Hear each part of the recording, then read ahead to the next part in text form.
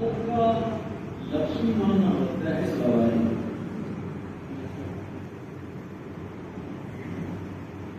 اور ہمارے دین میں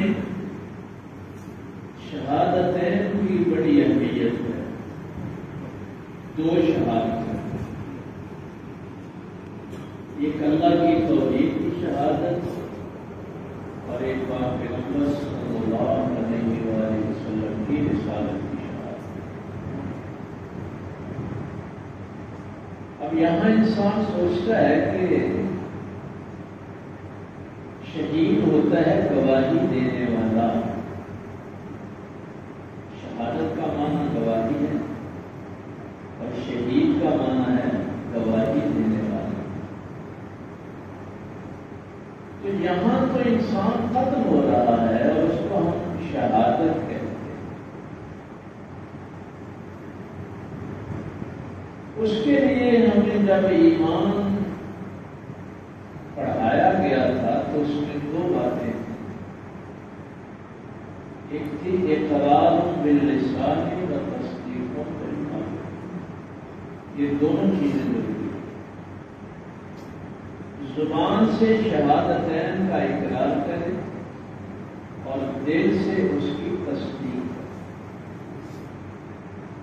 تب آپ مومن بن سکتے ہیں، ایمان والے بن سکتے ہیں. صرف زبان سے کہنے سے بھی آپ مومن نہیں بن سکتے، مسلمان بن سکتے ہیں. لیکن اگر دل سے مان لیا، زبان سے اقرار نہ کیا، تو پھر آپ ظاہراً مسلمان بھی نہیں کہلوا سکتے. اقرار باللسان بھی ضروری ہے اور دل اس شہادت کی تصدیق ہے کہ میں نے جو کہا ہے سچ کہا. ایک تو ہم زبان سے گواہی دیں اللہ کی توحید کی، اشہد ان لا الہ الا اللہ وحدہ لا شریک لہ واشہد ان محمدا عبدہ ورسولہ. یہ 2 شہادتیں زبان سے گواہی دے. اب دل تصدیق کرے کہ میں نے زبان سے جو کہا ہے وہ سچ کہا.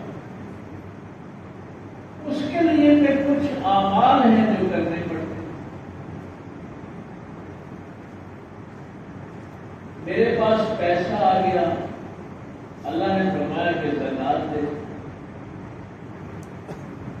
اب زکات صرف زبان سے اقرار کرنے والا نہیں دے سکتا جب تک وہ دل سے تصدیق نہ کرے، کیونکہ پیسہ خرچ کرنا ہے.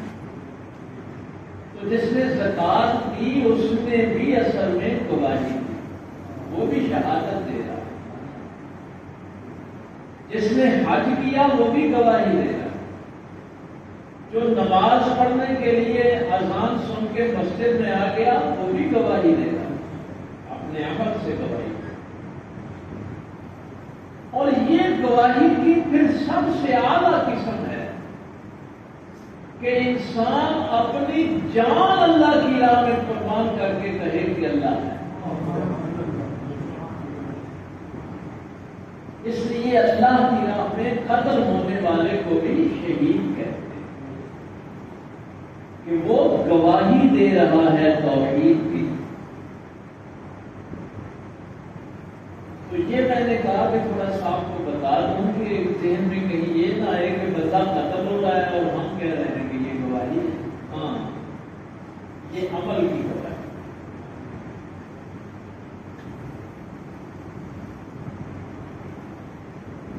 یہ جو ہے مبارک میں نے تلاوت کی ہے یہ اسی حوالے سے ارشاد ہوا فلا وربک لا یؤمنون. اگر یہ آیت آپ کی سمجھ میں آ گئی نا تو آپ کا سمجھے دین کا سارا معاملہ ہی حل ہو، کوئی کنفیوژن باقی نہیں رہے. اور اہم یعنی اللہ تو ویسے بھی بات کہے تو اہم ہے نا، لیکن جب اللہ قسم اٹھا کے بات کرے تو وہ کتنی اہم ہوگی.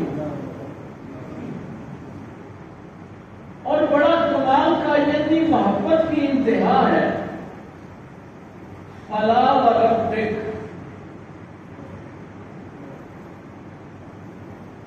تیرے رب کی قسم، فلا وربک کا لا یؤمنون۔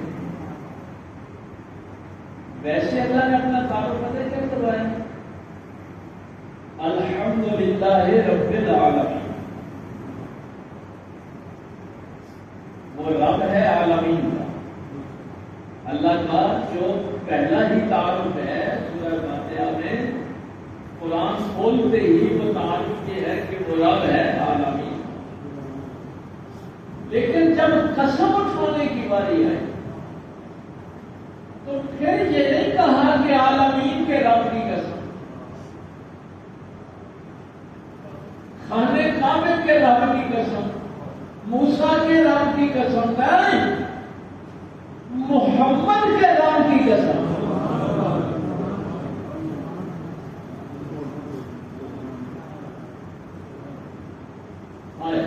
کیا محبت کی انتہا ہے، اہمیت تو اسی جملے میں آ گئی۔ اے محمد صلی اللہ علیہ وسلم، آپ کے رب کی قسم۔ اللہ اگر ناز کرتا ہے تو اس بات پہ کرتا ہے کہ وہ محمد کا رب ہے۔ اور اگر آپ دوسری طرف سے دیکھیں تو وہ رب کتنا بڑا ہوگا جس کو محمد سجدہ کرتے ہیں۔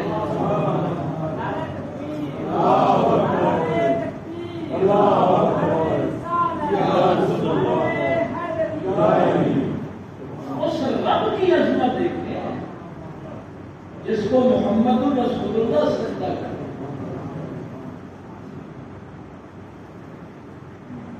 لا یؤمنون، آپ کے رب کی قسم، یہ ایمان والے نہیں۔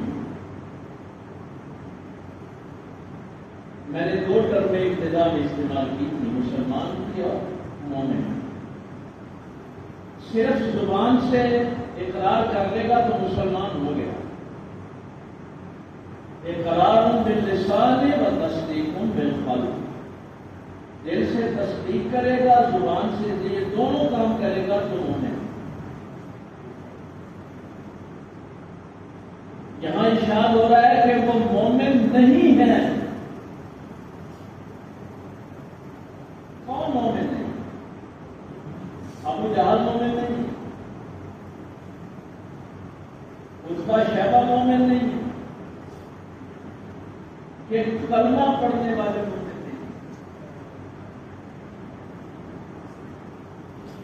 اس میں یہ بات سب سے بڑی ہے کہ یہ اپنے آپ کو لا یؤمنون، یہ جو اپنے آپ کو ایمان والا کہہ رہے ہیں نا، یہ مومن نہیں ہے۔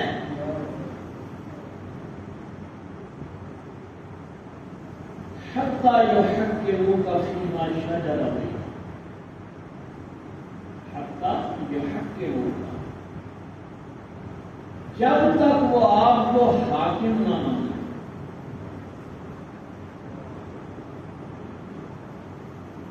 اب یہ شہادتین سے پہلے جہاں سے ہم نے بات کی، زبان سے اقرار بھی کیا، دل سے تصدیق کی۔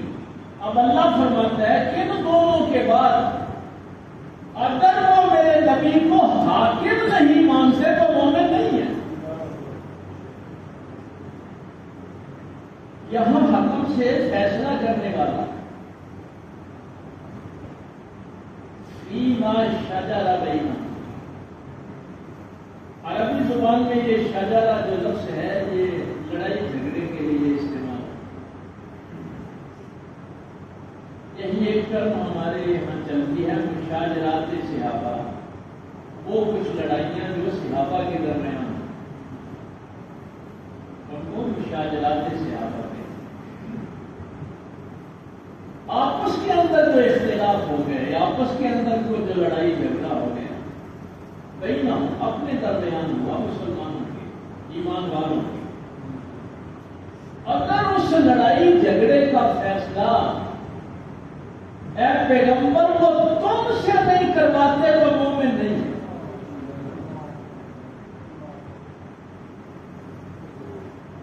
میں یہ جملہ آپ سے اکثر کہا کرتا ہوں نا کہ آج کل یہ جو فتنے ہیں، فسادات ہیں، اس کی ایک بنیادی وجہ یہ بھی کہ ہم کہتے ہیں کہ ہم نے فیصلے اپنے فرقے کا جو مولوی ہے اس سے کروانے ہیں، یہ نہیں کہتے کہ ہم نے اللہ کے رسول سے کروانے ہیں۔ جب ہم فیصلے اللہ کے رسول سے کروائیں گے نا تو پھر یہ فتنے ویسے ہی ختم ہو جائیں گے، فرقے ختم ہو جائیں گے۔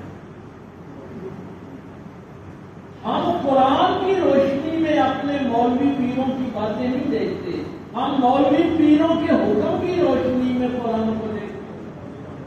یہ ظلم کرتے ہیں ہم یہ نہیں دیکھتے کہ میرے مولوی کی بات قرآن کے مطابق ہے یا نہیں ہے، نہیں قرآن کے مطابق بابا مولوی کا میرے ساتھ کیا تھا، ٹھیک کا میرے ساتھ کیا تھا۔ وہ دیکھنا تو تھا اللہ اور اس کے رسول صلی اللہ علیہ وسلم کی حکم کی روشنی میں کون چلتا، یہ نہیں دیکھنا تھا کہ قرآن کی تشریح میں نے مولوی کی تشریح کے مطابق کر دی۔ اس لیے فرمایا کہ جب کبھی آپس میں جھگڑا ہو جائے تو فیصلہ میرے رسول سے کرو، اور اگر نبی پاک صلی اللہ علیہ وسلم سے فیصلہ نہیں کرواتے تو یہ ایمان والے نہیں ہیں۔ اب فیصلہ نبی پاک صلی اللہ علیہ وسلم سے کروا لیا، ارشاد ہوا کہ ابھی بھی مومن نہیں۔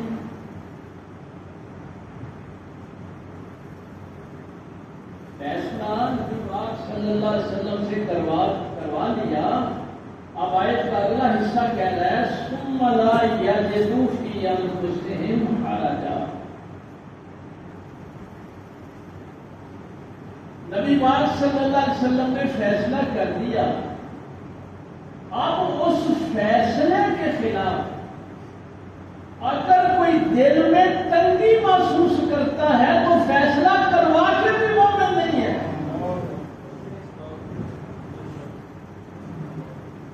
اس فیصلے کو خوش دلی سے قبول، جو پیغمبر فیصلہ کرتے ہیں اس فیصلے کے خلاف اگر دل میں تنگی محسوس کرتا ہے تو بھی مومن ہے، ایمان والا نہیں۔ اب وہ بات وہی اقرار من لسان و تصدیق میں، شہادتین زبان سے اقرار اور دل سے تصدیق، اور اس کی عملی تصدیق جو ہے قرآن کریم یہ بیان ہے۔ اب جب میں کبھی یہ جملہ سنتا ہوں کہ جھوٹ نہ بولے تو کاروبار نہیں کرتا، اور اللہ رسول فرمائے کہ جھوٹ پہ اللہ کی لعنت ہے، وہاں رحمت ہوتی ہے، اس کا مطلب ہے کہ جو لوگ یہ باتیں کرتے ہیں ان کو اللہ کے نبی کا فیصلہ منظور نہیں۔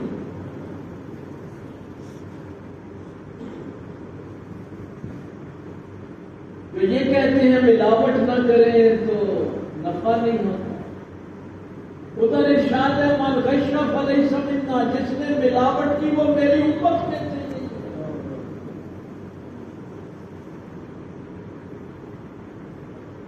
جس نے ظلم کیا وہ ہم میں سے ہے۔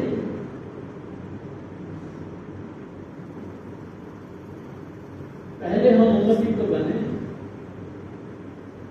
قرآن کریم یہ معیار دینا کہ جب تک تم اپنی زندگی کے فیصلے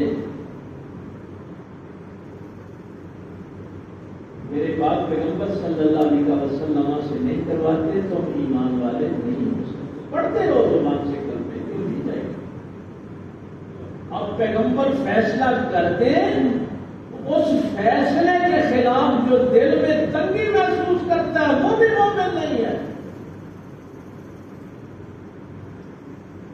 جب مما قضینا وَيُسَلِّمُ تَسْلِيمًا، یہ جو لفظ ہے نا وَيُسَلِّمُ تَسْلِيمًا، یہ قرآن کریم میں دو جگہوں پہ ہے۔ ایک اس آیت کے اختتام میں اور ایک درود شریف والی آیت، یا ایھا الذین آمنوا صلوا علیہ وسلموا تسلیما۔ یہ قرآن کریم میں دو مقامات ہیں۔ اسلام کا معنی میں نے آپ کو کئی دفعہ بتایا، بھائی اسلام ہمارا دین ہے نا، تو اسلام کا معنی ہے اطاعت کرنا۔ مسلمان کہتے ہیں جو اللہ کی اطاعت، اس کے رسول کی اطاعت کرتا ہے، سر جھکا دیتا ہے۔ تو جو ظاہر جھکتا ہے وہ مسلمان ہے، اور جس کا دل جھک جائے وہ مومن ہے۔ اب اسلام اور تسلیم یہ دونوں لفظ اس وقت ہمارے پاس اتنا وقت نہیں، بس اس کے معنی صرف سمجھ لیں۔ اسلام ہے اللہ کے سامنے جھکنا، اور تسلیم ہے محمد رسول اللہ کے سامنے جھکنا۔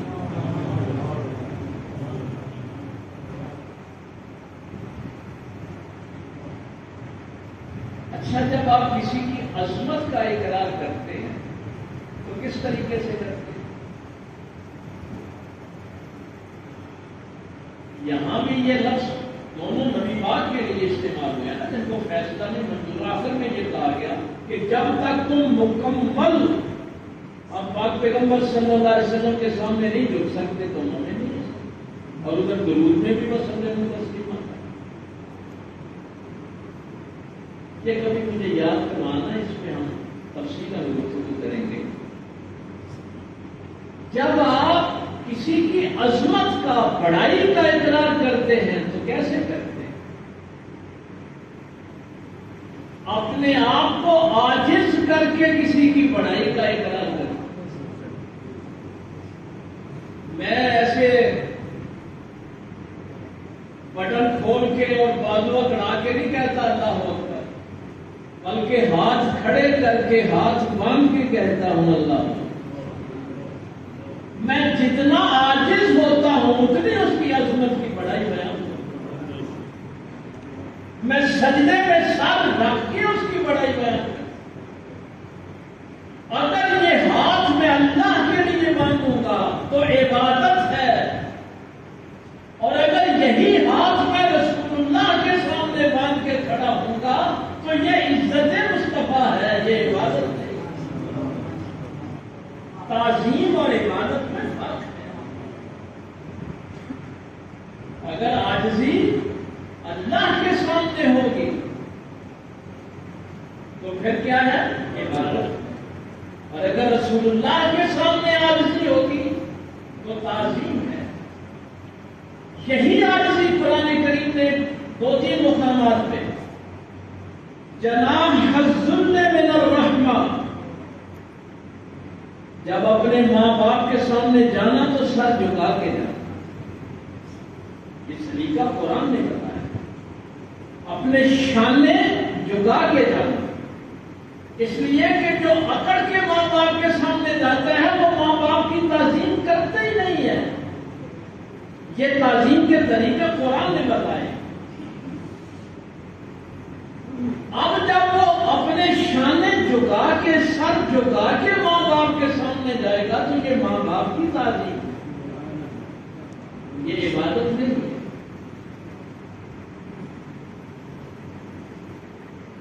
اب بیوقوفی یہ ہوتی ہے کہ قرآن کی سمجھ نہیں ہوتی،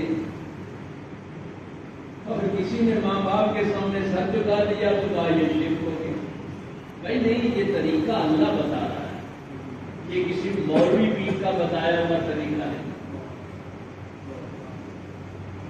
کہ تم اس وقت تک کسی کی بڑائی بیان ہی نہیں کر سکتے جب تک تم خود عاجز نہیں ہوتے۔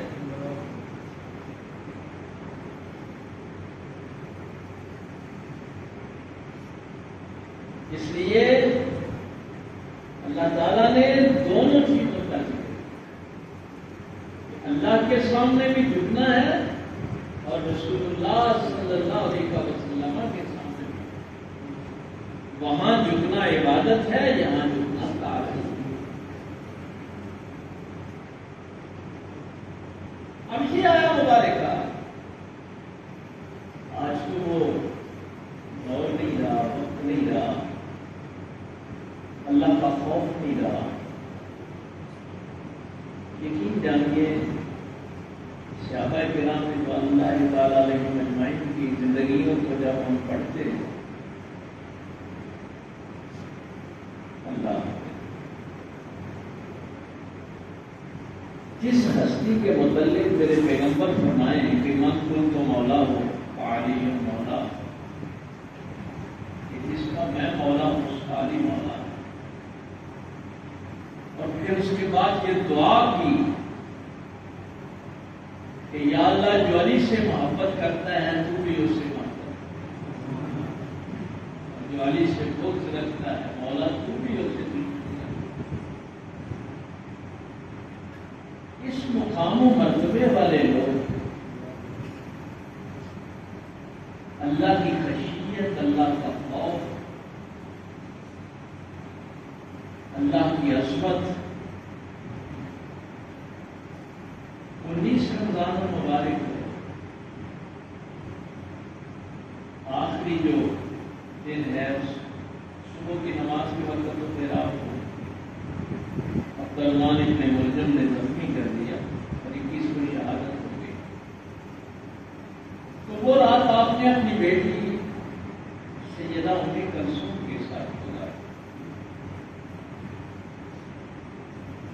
آپ فرماتی ہیں کہ میں 2 جو کی روٹیاں، تھوڑا سا نمک اور ایک دودھ کا پیالہ، یہ میں نے پیش کیا. اس آیت کے حوالے سے میں بات کرنے لگا. جنہوں نے پیغمبر کو مانا پھر کس لیول پہ مانا.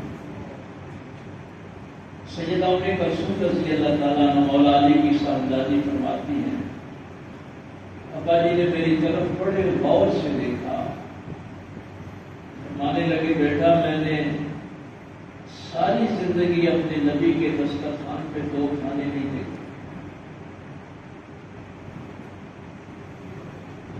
عائشہ صدیقہ رضی اللہ تعالیٰ نے بھی فرماتی ہیں کہ ہمارے گھر میں 3 دن تک چولہا نہیں جلتا، صرف 2 کالی چیزیں، ایک کھجور اور ایک پانی. مولا علی سرکار فرما رہے ہیں میں نے ساری زندگی اپنے نبی کے دسترخوان پہ 2 کھانے اکٹھے نہیں دیکھے.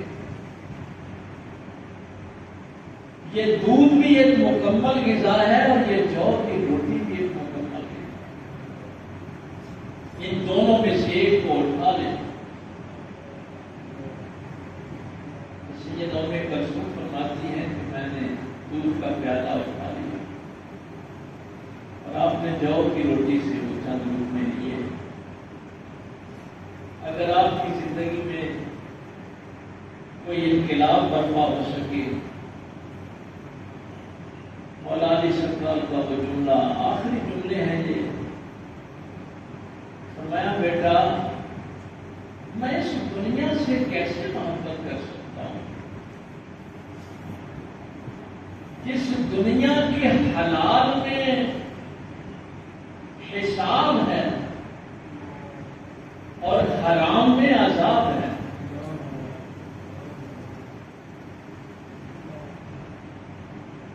ہم تو کوئی رشوت لے رہا تو سو کہتے ہیں نا تو اللہ نے صاف دینا. کوئی بھائی کی زمین پہ قبضہ کر لے تو اسے کہتے ہیں نا بھائی اللہ کو صاف نہیں دینا. جو حرام کے کام کرتا ہے نا اس کو ہم حساب کی بات کرتے ہیں. اور مولا علی فرما رہے ہیں نہیں، حرام کا حساب نہیں ہوتا، حرام پہ عذاب ہوتا ہے. حساب کو تمہیں حلال کا دینا ہے. یہ نہیں ہے کہ تیرے سامنے چیزیں آئی ہیں تو کھاتا تھا. حساب حلال کا دینا ہے کہ اگر حلال سے کما لیا تھا تو پھر خرچ اپنی مرضی سے کیا تھا یا اللہ رسول کی مرضی سے.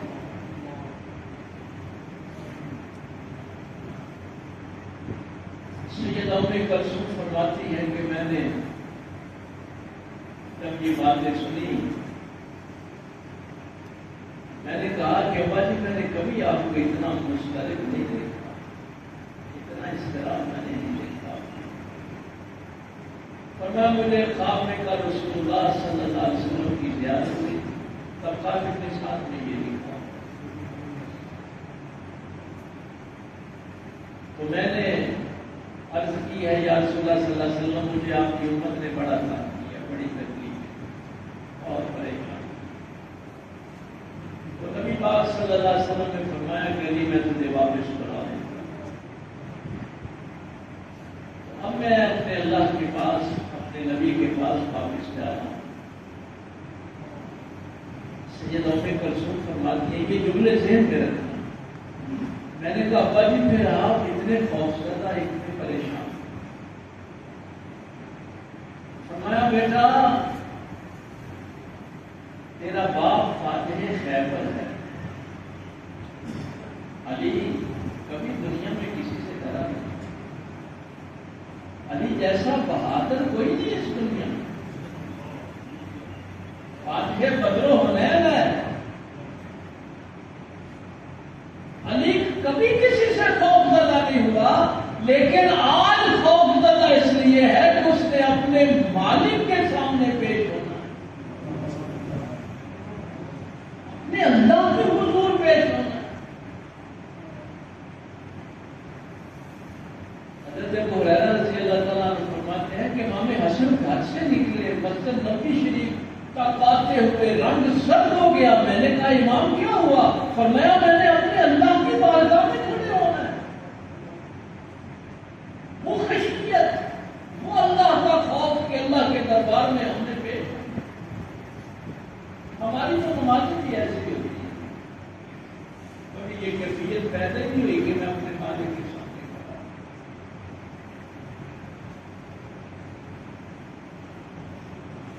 یہ آیا مبارکہ نازل ہوئی تھی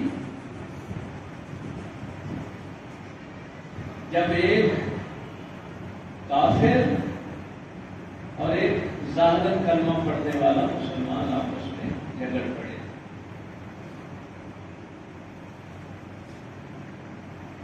تو وہ دونوں فیصلہ لے آئے نبی پاک صلی اللہ علیہ وسلم کے پاس. اب نبی پاک صلی اللہ علیہ وسلم تو عدل کرنے والے ہیں نا, وہ یہ تو نہیں دیکھتے کہ یہ میری برادری کا ہے, میرا بیٹا ہے. وہاں تو یہ حکم ہے کہ محمد کی بیٹی فاطمہ بھی چوری کرے گی تو ہاتھ کاٹ دیے. وہاں تو عدل ہے نا. سرکار نے دونوں کی بات سنی, فیصلہ اس یہودی کو, اس کافر کے حق بھی کر دیا کہ وہ سچا, یہ کلمہ پڑھنے والا جھوٹا. اب وہاں سے فیصلہ کروا کے نکلے تو وہ کلمہ پڑھنے والا کہنے لگا کہ نہیں, نبی پاک نہ کرنا تھا کی بتایا سیدھے فیصلہ حضرت عمر فاروق کو کروانا. میں کہا تو یہ عجیب بندہ ہے, کلمہ بھی پڑھتا ہے, اپنے آپ کو مسلمان بھی کہتا ہے, اور نبی پاک کا فیصلہ تجھے منظور ہی نہیں.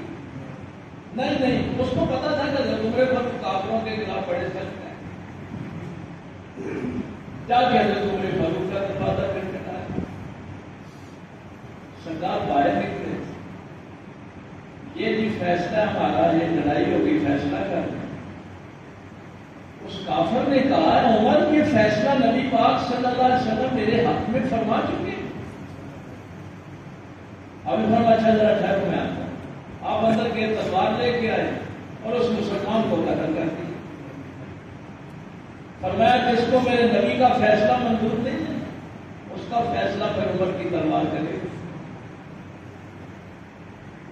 اب یہ جو کلمہ پڑھنے والا تھا مسلمان, اس کے قبیلے والوں نے دعویٰ دائر کر دیا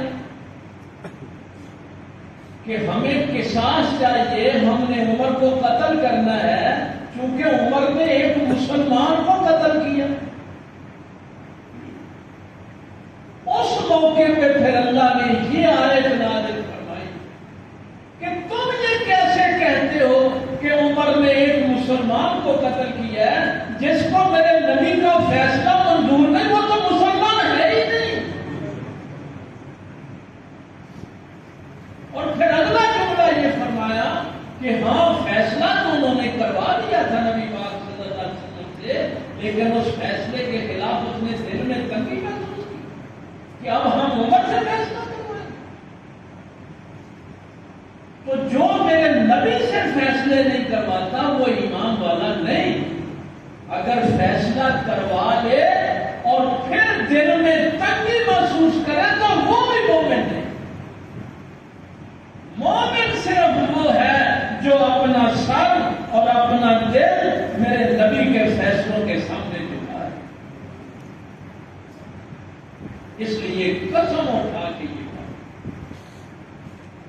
آج میں دیکھ لوں کہ میرے کپڑے پہننے سے لے کے میری حجامت سے لے کے میرے کھانے پینے تک میرے کاروبار تک میری گفتگو تک کتنے کام ہیں جو میں اپنے نبی کی مرضی سے کروں. یہ ہم سب اپنا اپنا محاسبہ کر سکتے ہیں.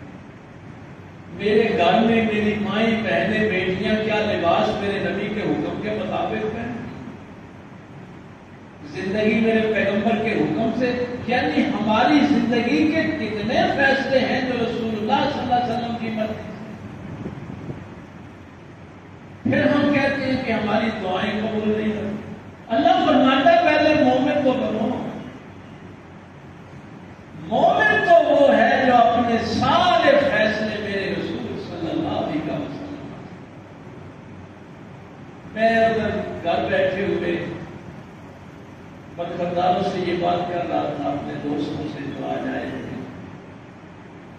کہ نبی پاک صلی اللہ علیہ وسلم نے حضرت بلال کی ڈیوٹی لگا دی آسان میں. سب کو پتہ ہے یہاں بات کہ نبی پاک کے موزن حضرت بلال رضی اللہ تعالیٰ، لیکن ہر روز صبح تہجد کے وقت آ کے نبی پاک صلی اللہ علیہ وسلم کے حجرے کے سامنے ہاتھ مانگ کے کھڑے ہوتے اور اجازت لیتے اذان پڑھنے. روزانہ اجازت لیتے. ایک دفعہ صحابہ نے کہا کہ بلال جب نبی پاک صلی اللہ علیہ وسلم نے ایک دفعہ حکم فرما دیا ہے تو اب ہر روز اجازت لینے کی کیا ضرورت ہے؟ سرکار سیدنا بلال رضی اللہ تعالیٰ عنہ آپ نے فرمایا یہ جو بات میں آپ سے کہا کرتا ہوں نا کہ یہ محبت کی باتیں کتابوں میں نہیں ہوتی. یہ محبت خود ہی سکھا لیتی ہے کہ ہم نے ادب کیسے. محبت کو ادب سکھانا نہیں پڑتا. یہ کسی کتاب میں نہیں لکھا ہوا تھا، نہ قرآن میں لکھا ہوا تھا جو بات حضرت بلال رضی اللہ تعالیٰ عنہ نے. آپ نے صحابہ کرام سے فرمایا تمہیں پتہ ہے میرے آقا و مولا اللہ کے رسول ہیں. ہر وقت اللہ سے ہم کلام رہتے ہیں، وحی اترتی رہتی ہے. میں تو عشاء کی نماز پڑھ کے گھر جا کے سو جاتا ہوں. مجھے کیا پتا بعد میں اللہ کا حکم آ گیا ہو کہ آج کسی اور کو مؤذن بنا لو اور میں اپنی مرضی سے اذان دے کے اپنے نبی کا گستاخ بن جاؤں. اس لیے میں روزانہ آ کے اجازت لیتا ہوں کہ جو اگر اللہ نے کوئی میرے خلاف بھی حکم دیا ہے تو مجھے پتا تو چل جائے. یہ محبت آداب سکھاتی. کوئی کام بھی آپ اپنی مرضی سے جتنا جی چاہے اچھا کر لیں، اگر اس میں نبی پاک کی مرضی شامل نہیں ہے آپ ایمان والے. کام وہی ہے جو میرے پیغمبر صلی اللہ علیہ وسلم کی نصیحت کے مطابق ہے. تو یہ آیت مبارکہ سورہ نساء کی یہ میں نے اس لیے عرض کیا تھا کہ اگر اس آیت کو اچھی طرح آپ سمجھ لیں گے تو آپ کی زندگی کے سارے مسئلے